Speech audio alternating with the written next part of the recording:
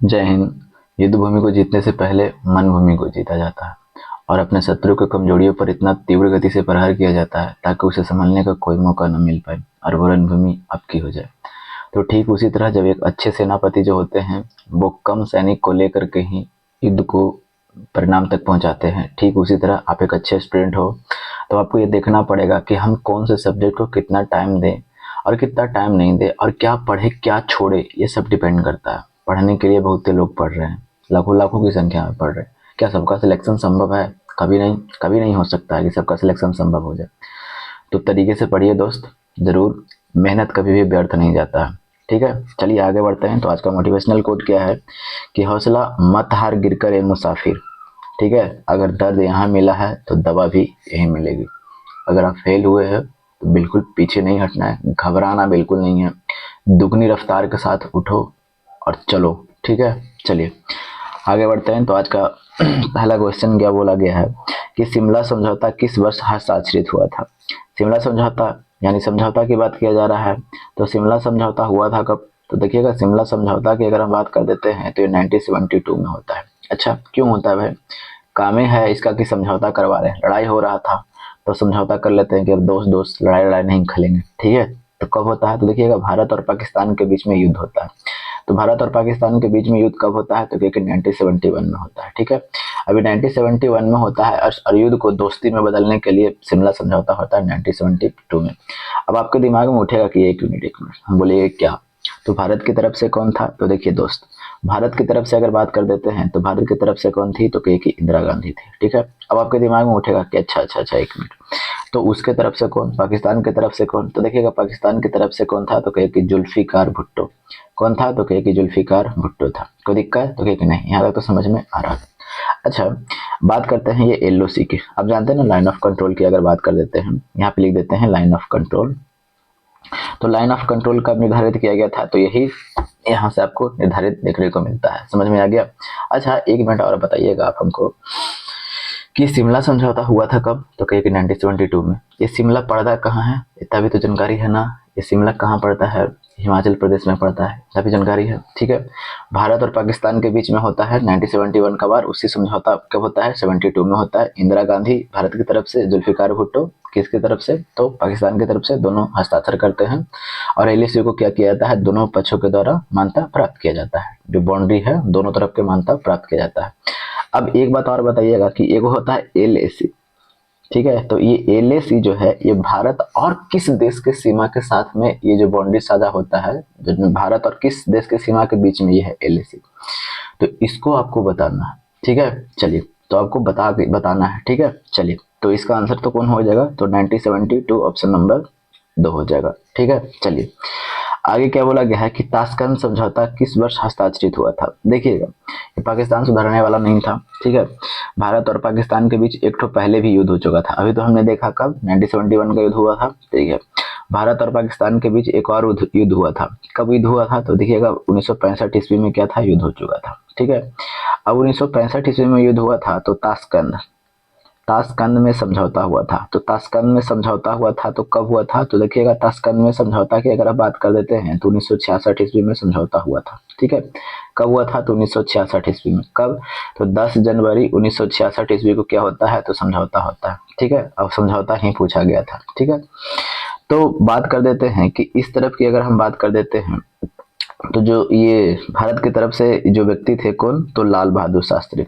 ये लाल बहादुर शास्त्री की अगर हम बात कर देते हैं तो लाल बहादुर शास्त्री जी कहाँ गए थे? ताशकंद, जो आज तो बट गया है ना। जैसे मैं यूएसएसआर का ही हिस्सा था पहले, ये उज्बेकिस्तान जो था यूएसएसआर का हिस्सा था, लेकिन आज ये बट चुका है। ठीक है, तो आज एक अलग कंट्री के रूप में है उज्बेकिस्तान, और वहीं पे ये ताशकंद पड़ता है। ठीक है, लाल बहादुर शास्त्री इस सदे पर हस्ताक्षर करते हैं। ये तो कब की घटना है? तो 10 जनवरी को होता है। और 11 जनवरी 1966 ईस्वी को क्या होता है कि वही स्थान पर इनका रहस्यमय मृत्यु हो जाता है, जिसके वजह से क्या होता है कि इस समझौता को विवादास्पद माना जाता है। क्योंकि रहस्यमय मृत्यु अगर किसी देखिएगा किसी देश के लीडर की मृत्यु हो चुकी है तो कितना बड़ा घटना है। समझौता पर हस्ताक्षर होता है, फिर उसके बाद में उनका मृत्यु हो जाता है रहस्यमय तरीके से, पता नहीं चल पाता है कि कैसे हुआ। तो आज तक पता नहीं चल पाया। कई लोग तो कुछ लोग कई तरह के बातें बोलते हैं, बट हम लोग को जो बताया गया है वही तो हम लोग जानेंगे ना। तो इनका मृत्यु भी कभी कभी पूछा जाता है, तो इसलिए इनका मृत्यु भी आपको ध्यान रखना पड़ेगा। कब? तो 11 जनवरी 1966 ईस्वी को इनका मृत्यु हो चुका था। ठीक है, चलिए समझौता हुआ कब था? 1966 को। तो इसका आंसर हो जाएगा ऑप्शन नंबर 3 हो जाएगा। ठीक है, चलिए भारत में पहला परमाणु परीक्षण किस वर्ष हुआ था? देखिएगा, बात करते हैं पहला परमाणु परीक्षण की। तो पहला परमाणु परीक्षण की अगर बात कर देते हैं तो ये इंदिरा गांधी की सरकार थी। तो पहला परमाणु परीक्षण तो कहाँ हुआ था? तो ये पोखरण में हुआ था। ठीक है, ये पोखरण में हुआ था। तो पोखरण में हुआ था तो कब हुआ था? तो 1900 आपको 74 में देखने को मिलता है। फिर उसके बाद अटल बिहारी वाजपेयी जी आते हैं, फिर उसके बाद में वो आपको क्या करते हैं? परमाणु परीक्षण करते हैं। लेकिन पहला पूछा गया था, तो पहला की अगर बात कर देते हैं तो ऑप्शन के हिसाब से भी आप यहाँ पे टिक लगा सकते हैं। तो कब? तो ऑप्शन नंबर 3 हो जाएगा 74 में। ठीक है, चलिए क्या बोला गया है कि गरीबी हटाओ का नारा किसने दिया था? देखिएगा, गरीबी हटाओ का नारा भी दिया था कौन? तो के इंदिरा गांधी ने दिया था। कौन दिया था? तो के इंदिरा गांधी ने। तो कौन सी पंचवर्षीय योजना के दौरान? देखिएगा, तो 5वीं पंचवर्षीय योजना के दौरान क्या किया गया था? गरीबी हटाओ का नारा दिया गया था। 5वीं क्या? तो पंचवर्षीय योजना के दौरान क्या किया गया था? गरीबी हटाओ का नारा दिया गया था। किसके द्वारा? तो के इंदिरा गांधी के द्वारा।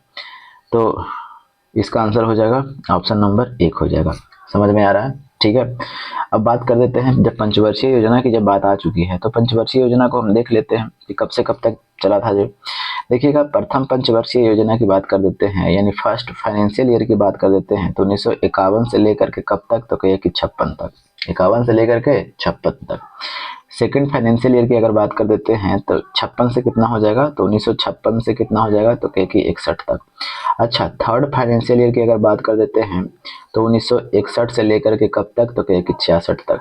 ठीक है, और अभी हमने देखा कि 1965 में युद्ध हो चुका था भारत पाकिस्तान से, स्थितियाँ काफ़ी ज़्यादा खराब थी। फिर उसके लगले जस्ट उसके पहले ही की भी बात कर देते हैं, 1962 में भारत और चीन के साथ में युद्ध हो चुका था, काफ़ी स्थितियाँ खराब हो चुका था भारत को।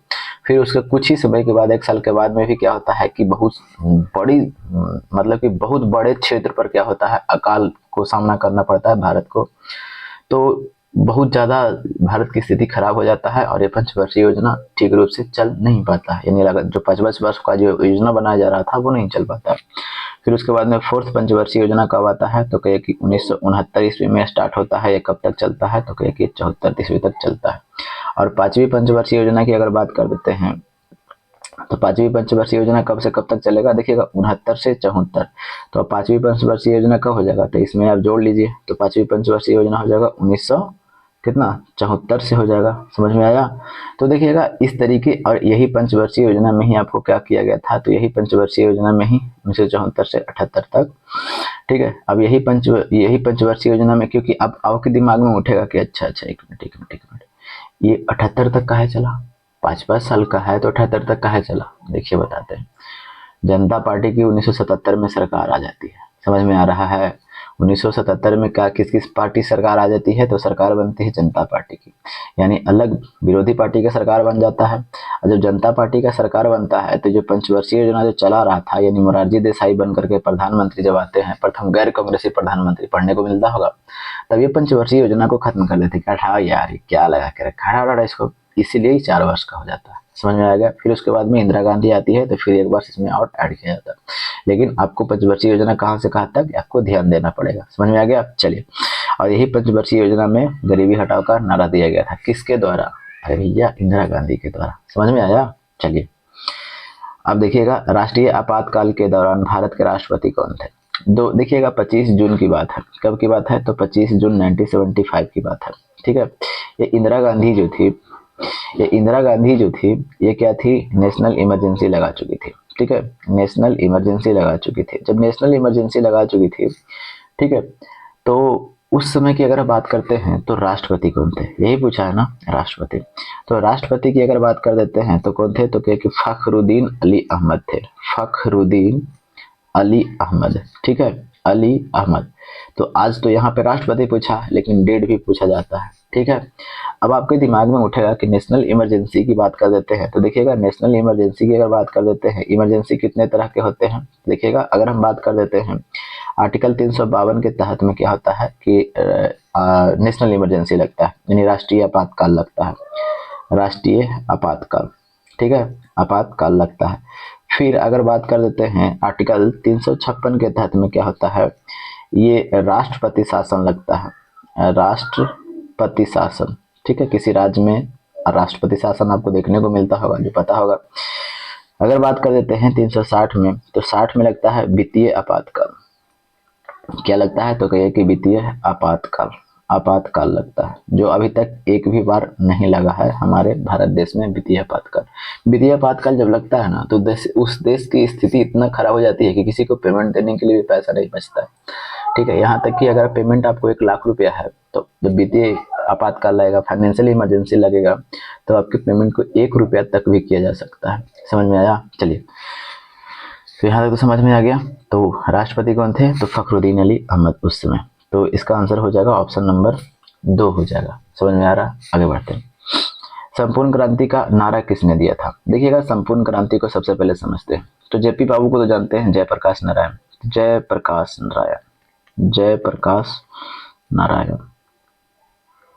देखिएगा, जयप्रकाश नारायण की अगर बात कर देते हैं, तो इनका जन्म की अगर हम देखते हैं, तो इनका जन्म कब हुआ था, तो 1902 ईस्वी में हुआ था। तो कौन से जिला में, तो कहे कि सारण जिला में। गांव को भी कभी पूछता है, तो सिताब दियारा गांव में हुआ था। कौन से गांव में, तो सिताब दियारा गांव में हुआ था। तो ये भी आपको पूछा जाता क्वेश्चन है। बात कर देते हैं कि 1974 में क्या होता है, कि 1974 में संपूर्ण क्रांति का आह्वान करते हैं। संपूर्ण क्रांति का क्या करते हैं, आह्वान करते हैं, ठीक है। कहाँ में, तो क्या कि पटना में, ठीक है, कोई दिक्कत नहीं है।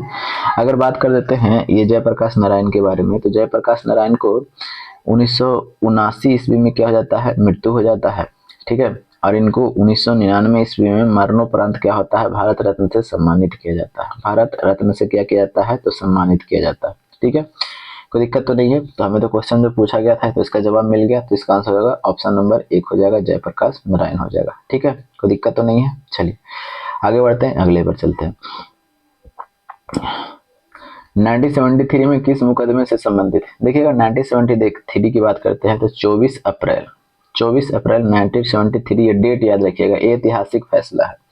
सुप्रीम कोर्ट ने फैसला सुनाया था, किसको, कौन कौन सा केस चल रहा था, तो केशवानंद भारती बनाम भारत संघ के मामले में जब चल रहा था, तो उसमें सुप्रीम कोर्ट ने सुनवाई दिया था। ये बेसिक स्ट्रक्चर के बारे में बताया था कि यानी जो संविधान के आप बेसिक स्ट्रक्चर को संशोधित नहीं कर सकते। बेसिक स्ट्रक्चर क्या होता है? बेसिक स्ट्रक्चर जैसे में आप मान करके चलिए कि आपका ये बिल्डिंग है, ठीक है, और इसमें आपको उठाना है, ठीक है। जिसमें आप मान लें कि आपका घर है अभी, और घर है और आपको उठाना है, ठीक है। आप कहिए कि नहीं भैया हम उठाते हैं, जो इसमें जो कुछ है इसको हम मॉडिफाई करते हैं। संशोधन मतलब समझते ना है, जो उसमें नई नई चीजों को जोड़ना और हटाना, बस वही संशोधन होता है। जैसे में आपका बिल्डिंग है, अब ये बिल्डिंग है, अब बिल्डिंग है तो आप सोच रहे कि नहीं भैया पापा बनाए थे और हम इसको क्या करते हैं, अब नए तरीके से बनाते हैं। आपने सोचा तो चलो भाई अच्छी बात है, तो अब क्या कीजिएगा कि चारों तरफ जो कोना पर पाया है क्या उसको तोड़ दीजिएगा जी। अगर इसको तोड़ दीजिएगा तो बिल्डिंग भी गिर जाएगा। नहीं, आप इसमें संशोधन कब कर सकते हैं? हाँ, हो सकता है कि आप इधर से वो लिंटर डाल दीजिए, इधर से कुछ कर दीजिए, यहाँ से पाया डाल दीजिए, मतलब इसी में कर दीजिए, यानी अब मेन चीज को तो नहीं ना आप हटा दीजिएगा, तो बिल्डिंग ही गिर जाएगा। तो यही बेसिक स्ट्रक्चर के बारे में ये बताया गया था। कब? 1973 में बताया गया था। तो कौन से केस था? तो केशवानंद भारती केस। कौन सा केस? तो केशवानंद भारती, केशवानंद भारती केस, केशवानंद भारती केस बनाम संघराज में, भारत संघराज में, ठीक है। तो इसका आंसर हो जाएगा ऑप्शन नंबर 2 हो जाएगा, ठीक है। चलिए, चिपको आंदोलन से संबंधित कौन है? देखिएगा, चिपको आंदोलन कहाँ हुआ था? तो देखिएगा, चिपको आंदोलन की बात कर देते हैं, तो ये उत्तराखंड में हुआ था, ठीक है। कब की घटना है? तो 1973 की घटना है, ठीक है। इससे एक क्या था ना कि जैसे में वहां वनों की कटाई काफी ज्यादा मात्रा में किया जा रहा था, तो इसको नेतृत्व करने का काम किए थे सुंदर लाल बहुगुणा ने। कौन किए थे? तो कहे कि सुंदर लाल बहुगुणा के नेतृत्व में क्या हुआ था कि काफी संख्या में लोग, यानी यहाँ की खास करके महिलाओं ने वनों से जाकर के क्या कर चुकी थी, लिपट चुकी थी। क्योंकि अगर तुम्हें वनों को काटना है तो सबसे पहले मुझे काटना पड़ेगा। ठीक है। तो ये पर्यावरण के संरक्षण के खिलाफ, जो जिसम खिलाफ नहीं कर सकते हैं, जो पर्यावरण के संरक्षण के लिए किया जा रहा था, क्योंकि अगर आप काफी मात्रा में वनों को काटोगे तो पर्यावरण को तो नुकसान होगा ही होगा ना। तो उसी वनों की कटाई के खिलाफ में ये आंदोलन चलाया गया था, ठीक है। तो उसी को नाम दिया गया था क्या, क्योंकि जाकर के चिपक जाती थी, जैसे मेरे पेड़ है इसको जाकर के चिपक जाती थी महिला लोग की, कहा था तुमको अगर हमें वन को काटना है तो सबसे पहले हमें काटना पड़ेगा। तो इसीलिए इसे क्या नाम दिया गया, चिपको आंदोलन। तो इसके नेतृत्वकर्ता कौन है, तो सुंदरलाल बहु गुन्ना है। कहाँ हुआ था, तो उत्तराखंड में। कब, 1973 में। आंसर हो जाएगा ऑप्शन नंबर 3 हो जाएगा। आगे बढ़े। निम्नलिखित में से किसने सुझाव दिया था कि आजादी के बाद कांग्रेस पार्टी को समाप्त कर दिया जाए। तो काफी फेमस क्वेश्चन है, महात्मा गांधी ने कहा था, इस पर बिल्कुल टाइम नहीं लेना है। देखिएगा इंदिरा गांधी की हत्या कब हुई थी। देखिएगा हम बात करते हैं इंदिरा गांधी की। देखिएगा ऑपरेशन ब्लू स्टार की बात करते हैं, ठीक है। ऑपरेशन ब्लू स्टार, ये ऑपरेशन ब्लू स्टार कब चला गया था, देखिएगा बात करते हैं 1984 में चला गया था। तो कहाँ में भैया, तो कहिए कि पंजाब में। अच्छा पंजाब में कहाँ, तो पंजाब में हरमंदिर साहिब मंदिर जानते हैं ना, हरमंदिर साहिब मंदिर, जिसको आप स्वर्ण मंदिर के नाम से भी जानते हैं, स्वर्ण मंदिर के नाम से जानते हैं। तो वहां पे ये ऑपरेशन ब्लू स्टार चलाया गया था भारतीय सेना के द्वारा, जिसमें काफी संख्या में, यानी कुछ लोग में उसमें गया था कि सिख लोग का मारे भी गए थे। जो ऑपरेशन ब्लू स्टार चलाया गया था ना, तो काफी लोग उसमें मारे भी गए थे, सिख लोग। तो उसकी अगर बात कर देते हैं तो 2 गो व्यक्ति थे, कौन, बॉडीगार्ड। 2 गो व्यक्ति कौन था, इंदिरा गांधी का एक बॉडीगार्ड था, ठीक है। 2 व्यक्ति, इंदिरा गांधी का कौन था, तो क्या कि बॉडीगार्ड था। एक था बेअंत सिंह, बेअंत सिंह, और एक था कौन, संत सिंह। ये दोनों व्यक्ति कौन था, तो क्या कि बॉडीगार्ड था। क्या था, तो क्या कि ये बॉडीगार्ड था। अब क्योंकि काफी संख्या में हुआ, जो ब्लू स्टार चलाया गया था 1984 में भारतीय सेना के द्वारा, किसके इशारे पर, अरे इंदिरा गांधी के इशारे पर, और किसके इशारे पर। तो इस चीज से काफी ज्यादा हतोत्साहित था कौन, बेअंत सिंह और संत सिंह।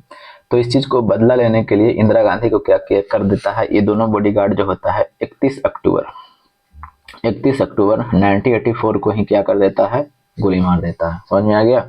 तो इसका आंसर कौन सा हो जाएगा 31 अक्टूबर 1984। कितना क्लोज आंसर दिया है, देख रहे हैं 29, 30, 31। इसका आंसर हो जाएगा 1984। सॉरी।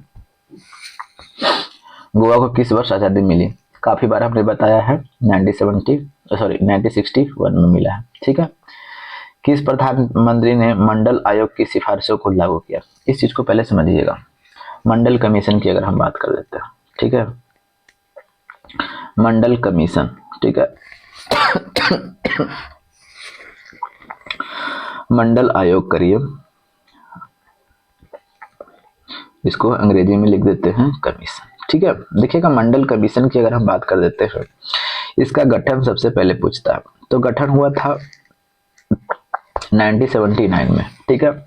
अच्छा अपना रिपोर्ट कब दिया था, देखिएगा रिपोर्ट की अगर हम बात कर देते हैं तो रिपोर्ट 1980 में दे दिया था। अच्छा इसके अध्यक्ष कौन थे, तो इसके अध्यक्ष थे बिंदेश्वरी प्रसाद मंडल, प्रसाद मंडल थे। तो ये पूछा जाता है, सब इसमें इंपॉर्टेंट है, ऐसा कोई भी चीज नहीं है जो हम इंपॉर्टेंट नहीं रहता है और वो हम आपको बताते हैं, बिल्कुल नहीं। अब क्या था, ये बिंदेश्वरी प्रसाद मंडल यानी बीपी मंडल क्या करते हैं, 1980 ईस्वी में रिपोर्ट देते हैं। इसमें क्या कहा जाता है, जिसमें इसमें ओबीसी के आरक्षण के बारे में बोला जाता है कि ओबीसी को 27% आरक्षण दिया जाए, ठीक है।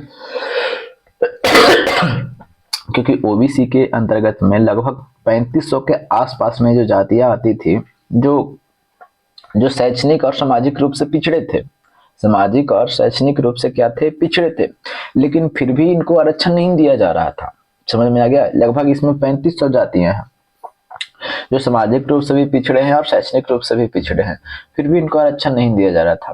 तो यही मंडल कमीशन ने बोला कि देखिए भाई साहब, ये इतना सौ जो आप कहते हैं कि हम आरक्षण दे रहे हैं, जो आरक्षण का जो हकदार है कहाँ आप दे रहे हैं उसको, केवल SC ST को दे करके अब क्या समझ रहे हैं। ओबीसी में जो लगभग 3500 जो व्यक्ति हैं 3500 जो जातियां हैं, वो इतना चीज से तो वंचित है, ना ही सामाजिक रूप से श्रेष्ठ है, मजबूत है, ना शैक्षणिक रूप से, किसी भी रूप से तो नहीं है। आप उसको तो आरक्षण तो नहीं दे रहे हैं, तो उसको उत्थान के लिए तो कुछ ना कुछ करना पड़ेगा ना। तो यही ओबीसी की कैटेगरी के लिए 27% आरक्षण का क्या करता है, प्रावधान किया जाता है। ठीक है, अच्छी बात है। फिर उसके बाद में क्या होता है कि एससी और एसटी की जो उम्र में जो छूट मिलता है ना, उसको भी समान रखने की बात किया था, लेकिन बहुत सारे सिफारिश किए गए थे, एक सिफारिश नहीं था, ठीक है ना। तो हम लोग को उतना नहीं पढ़ना है, ठीक है। लेकिन आपको सिर्फ ये आपको रखिए कि ओबीसी के आरक्षण को कितना परसेंट, 27%, बस इतना रखिए। अब देखिए 80 में तो रिपोर्ट दिया, जब 80 में रिपोर्ट दिया ना, तब बात आती है कब की, ये लागू कब होता है, तो कहिए कि 1990 में लागू होता है। लागू कब होता है, तो कहिए कि 1990 में लागू होता है। तो कौन लागू करते हैं, तो उस समय प्रधानमंत्री कौन था, तो कहिए कि विश्वनाथ प्रताप सिंह। कौन था, तो कहिए कि विश्वनाथ प्रताप सिंह, यानी बीपी सिंह जिसको बोल सकते हैं। और जैसे ही लागू ये होता है मंडल कमीशन, देश भर में सॉरी, देश भर में काफी संख्या में विरोध होता है, काफी मात्रा में लोग आगजनी करते हैं और लोग आत्महत्या भी करते हैं, मतलब कि आग दाह कर करके। किसके खिलाफ, ये मंडल कमीशन के खिलाफ, जो ओबीसी को आरक्षण की बात जो किया गया 27% उसके खिलाफ में। फिर ये मामला पहुंचता है कहाँ, सुप्रीम कोर्ट में, ठीक है। तो जब सुप्रीम कोर्ट में पहुंचता है तो सुप्रीम कोर्ट इसकी मतलब कि सुनवाई देता है। 16 नवंबर 1992 ईस्वी को क्या करता है, सुप्रीम कोर्ट सुनवाई देता है, यानी फैसला देता है, सुनवाई करता फैसला देता है, यहाँ पे लिख देते हैं फैसला कर देता है, ठीक है। फैसला क्या करता है कि जिसमें बताया गया था कि देखिएगा 27% जो आरक्षण दिया गया है ये वैध है। सुप्रीम कोर्ट क्या बोलता है कि 27% जो आरक्षण दिया गया है वो क्या है, तो वो वैध है, यानी वैलिड है। और ये कहा गया कि जो जो ओबीसी और एससी एसटी के आरक्षण जो है उसको कितना परसेंट के अंदर तक रखना पड़ेगा, 50% के अंदर तक रखना पड़ेगा, ठीक है। ओबीसी, एससी और एसटी, ठीक है, एसटी के आरक्षण को कितना परसेंट, तो 50% के अंदर में रखना पड़ेगा, ठीक है। इस बात को वहां पे बताया गया और इसी में बोला गया अभी जो मामला चल रहा है ना एनसीएल वाला, बस इसी में समझ है। सुप्रीम कोर्ट ने बोला कि एनसीएल यानी नॉन क्रीमी लेयर, देखिए देखिएगा कई चीजों इसको नहीं समझते हैं। नॉन क्रीमी लेयर क्या होता है, ठीक है। जैसे में दूध आपने देखा होगा, तो अगर दूध में क्रीम है और एक दूध में क्रीम नहीं है, ठीक है, तो दूध में देखिएगा एक क्रीम सहित है, एक क्रीम है और ये क्रीम नहीं है, ठीक है, क्रीम नहीं है, ठीक है। तो कौन दूध महंगा बिकेगा, क्रीम वाला ना। तो न जो क्रीम नहीं है, यानी कहने का मतलब क्या है, जो क्रीमी व्यक्ति हैं, ठीक है, यानी वो पूंजीपति हैं, मतलब कि उनको अच्छा खासा पैसा कौड़ी है, ठीक है, समाज में सामाजिक रूप से वो श्रेष्ठ हैं। और नॉन क्रीमी लेयर में वैसे जो उनको इनकम भी ठीक ठाक नहीं है, सामाजिक और शैक्षणिक रूप से भी पिछड़े हुए हैं। तो इसमें एनसीएल और नॉन एनसीएल यानी क्रीमी लेयर और नॉन क्रीमी लेयर की बात किया जाता है, ठीक है। क्रीमी लेयर और एक ठो नॉन क्रीमी लेयर, ठीक है। तो जो नॉन क्रीमी लेयर होगा उसको ये आरक्षण दिया जाएगा। अब समझ में आ गया, आरक्षण क्या हो जाएगा, दिया जाएगा। और जो नॉन क्रीमी लेयर रहेंगे उनको आरक्षण दिया जाएगा, और जो क्रीमी लेयर रहेगा, क्रीमी लेयर रहेगा तो क्या उसको आरक्षण इसको दिया जाएगा, तो नहीं, बिल्कुल नहीं। समझ में आ गया। तो ये प्रावधान ये सुप्रीम कोर्ट ने सुनवाई करते हैं। कब की घटना है, तो ये घटना पूछा जाता है कि सुनवाई कब का फैसला कब दिया था, तो 16 नवंबर 1992 ईस्वी को, ठीक है। समझ में आ गया। तो इसका आंसर कौन सा हो जाएगा, हमें पूछा क्या था, लागू पूछा था ना, कि आयोग की सिफारिशों लागू किया, तो कौन लागू किया, कहाँ पे गया कन्हैया जी, हाँ यहाँ पे देखिए विश्वनाथ प्रताप सिंह, ठीक है। चलिए इसको स्क्रीनशॉट ले लीजिएगा। चलिए इसका आंसर हो जाएगा बीपी सिंह, ऑप्शन नंबर 4 हो जाएगा। इंदिरा गांधी की हत्या किस वर्ष हुई थी, देखिएगा इंदिरा गांधी की बात कर देते हैं। तो देखिएगा इंदिरा गांधी की जो हत्या हुई थी 21 मई, ठीक है, 21 मई 1991 ईस्वी में। क्यों, आखिर क्या जरूरत पड़ गया, इनको हत्या क्यों कर दिया गया। देखिएगा बात कर देते हैं कि ये 1987 में क्या होता है कि ये सेना को भेजते हैं, कहाँ, श्रीलंका में सेना को भेजते हैं, ठीक है।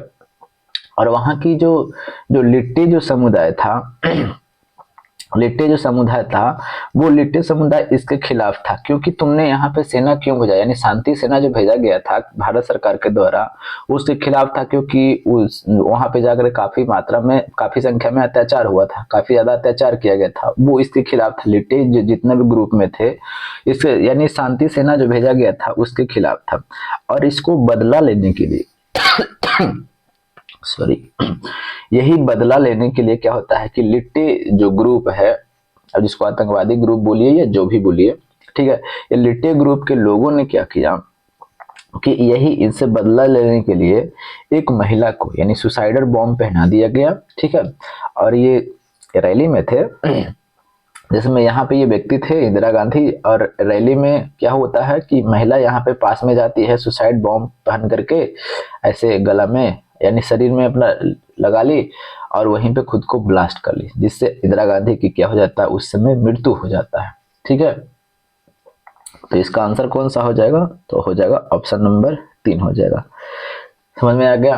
कहा तो ये भी जाता है कि जो यहाँ जैसे में फिर उसके बाद में जांच की जो टीम आई थी, फोरेंसिक टीम जो आई थी, उसको जो बॉडी जो था ना, इंदिरा गांधी का बॉडी नहीं मिल पा रहा था क्योंकि बॉम्ब जो फटा था काफी नजदीक पहुंच चुकी थी वो महिला राजीव गांधी के, तो बॉडी काफी ज्यादा मतलब कि टुकड़ों में बट चुका था, जिससे बॉडी नहीं मिल पा रहा था। तो बहुत मतलब कि फिर उसके बाद में सेंट्रल गवर्नमेंट इन्वॉल्व होती है तुरंत, फिर उसके बाद में सभी बॉडी को इकट्ठा किया जाता है, फिर उसके बाद में सब जो जांच वगैरह होता है उसके के मदद से क्या किया जाता है, इंदिरा गांधी की बॉडी को इकट्ठा किया जाता है। समझ में आ गया। तो इसका आंसर तो मिल गया आपको। तो सेशन कैसा लगता होगा बताइएगा, ठीक लगता होगा तो भी बताइएगा, ना ठीक लगता होगा तो जैसे आपको मर्जी, ठीक है। अगर नहीं होंगे तो सब्सक्राइब कर लीजिएगा, इच्छा होगा तो, ना होगा तो छोड़ दीजिएगा, ठीक है। तो मिलते हैं अगले वीडियो में, तब तक के लिए हंसते रहिए, मुस्कुराते रहिए। जय हिंद, जय भारत, वंदे मातरम, इनकलाब जिंदाबाद।